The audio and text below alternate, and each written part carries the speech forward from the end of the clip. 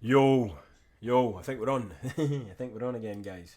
So welcome back to Tim's Trades and an update on Bitcoin and the unfolding carnage. So yeah, we'll just discuss Bitcoin. We'll discuss, my thoughts on kind of the market, and then where we might be going. Obviously, that's going to be the golden questions on everyone's lips at the moment as the market is getting wrecked to the downside. And arguably, thanks to the shout out to Mr. Marty Party, we know this is heavily driven by market makers who are just kind of flushing out leverage positions, flushing out open interest. That's everyone who's kind of long in the market. And I guess you can argue, is that an ethical thing or not? And I think it's always been going on, and I think that it kind of, what can I say? It's like you need to, if you're getting liquidated, there's a reason for that. It means you're basically, your risk management's not very good. You're getting too greedy, or you miss the short opportunity, because you can make just as much money on a dump as you can on a pump, obviously. So anyway, that aside, I want to keep my videos as short and concise as I can. I've cleaned up my kind of standard BTC chart, and I usually use Bybit, and we're zoomed out, as you can see. Although I'm on the 4 hour here, we're a little bit zoomed out.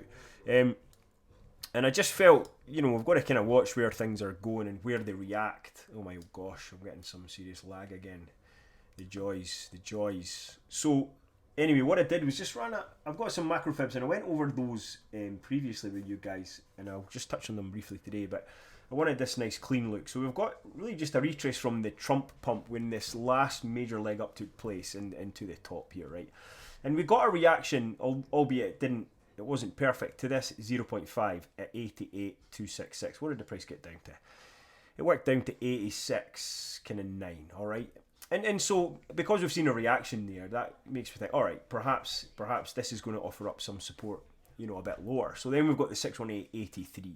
So that's kind of where I'm looking for this to potentially end, or at least give us a larger bounce. I think a pity bounce is underway, and that's obvious. The deeper we get, the more the probability of a bounce coming is. It's just as simple as odds, how long can they keep driving the price down until they have to start buying back, the market makers, or until some big buyer step in and think, okay, I'm happy with that price, I'm buying, and so obviously a pity bounce is going to come eventually, and I feel like we're kind of getting that now, and the question is, where does this get to? And so a simple retrace from the last high, which was just before the dump started here at 99. Yep, I actually shorted that. I wish I'd held now. I already got down here with it. All the way down here. So if this is the bounce, then we're watching for resistance, which are these numbers here on the way back up now.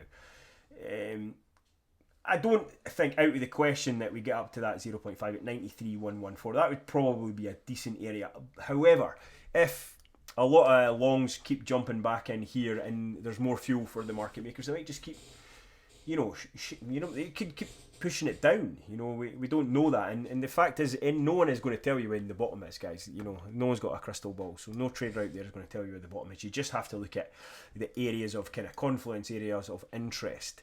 Now, I did a wee chart early on for my group. Maybe I've gotten rid of it now, but I was looking at USDT dominance as well as Bitcoin concurrently. But anyway, I'll just dive onto USDT dominance, because there's an area where I feel like it kind of lines up quite nicely with this 83 in terms of where it might be going. Come on. It must be this underside. Bear with me. Oh my word, computer, you suck so much.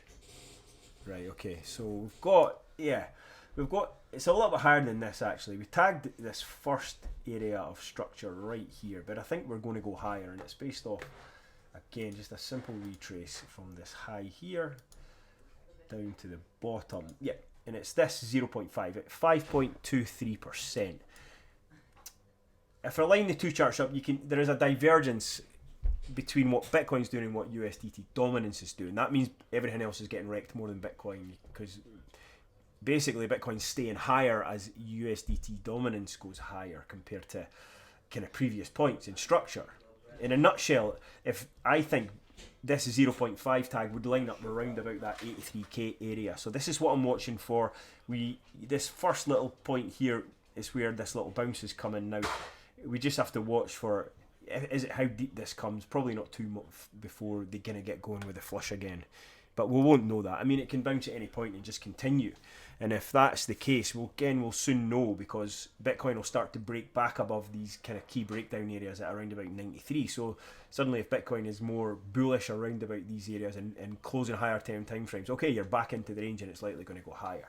And that's all we can do, is just watch price action and kind of find areas that are of interest, if you like. And I'm showing you these now. So yeah, I mean, there are some indications that we've got some like indicators here that tell you, like, okay, here's the probabilities on. So you got a fresh long on the 4 hour, and that's saying targets around about 93,800 there. So that's kind of lining up now. We're getting a wee bit of confidence in this area here. I am long. I bought at 89,600 area and just held, because I figured, my liquidation price is so far away, I'm never getting liquidated. I don't get too greedy in my positions. And it's not to do, before anyone asks, with the leverage you use. That's complete bollocks. You can use 100x leverage and add 1% of your potential margin or margin ratio, and that's like spot, right? You're never getting liquidated. So it doesn't really matter the leverage. People get greedy because they add too much margin ratio. In other words, if I'm 100x and I go all in, I've got 1% room for error. If, like I said earlier, if I go 100x and I add 1%, then I'm never getting liquidated. It's the same as a spot position. So your leverage is not important if you're trading perps, right? If that's too complicated, just trade spot. It's simple. Buy the dips and chill. Don't worry.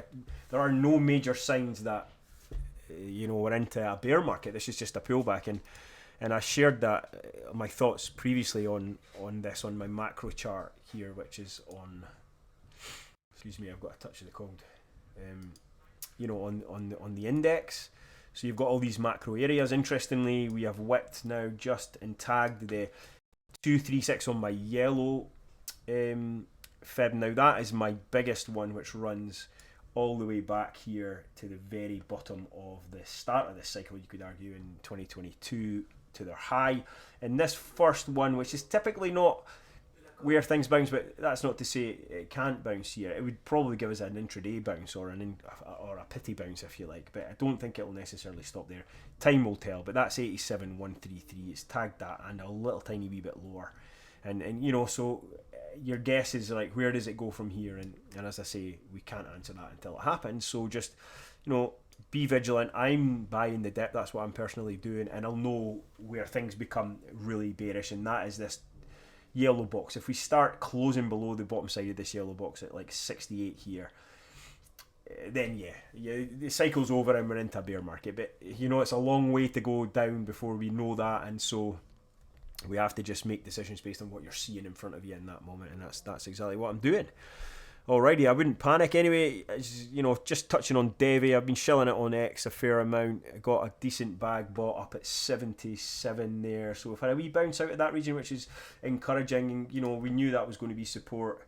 So, if things, if it's a strong project, I don't think there's going to be too many people capitulating out of DEVVE, given, we know that what's coming, in terms of their announcements and their partnerships and all that kind of jazz. So, you don't want to see dailies below here though. Daily closes below the 77 area are going to open us up. You can see there's a bit of a big push. If you start seeing there, my bias would certainly be all the way down to 49. And I'd just buy more, or, I'd go flat, take short position here. But, that's still to be found. I like the bounce. It was a nice reaction out of that buy zone. So, good for now. All right, guys. If you like, subscribe. Cheers.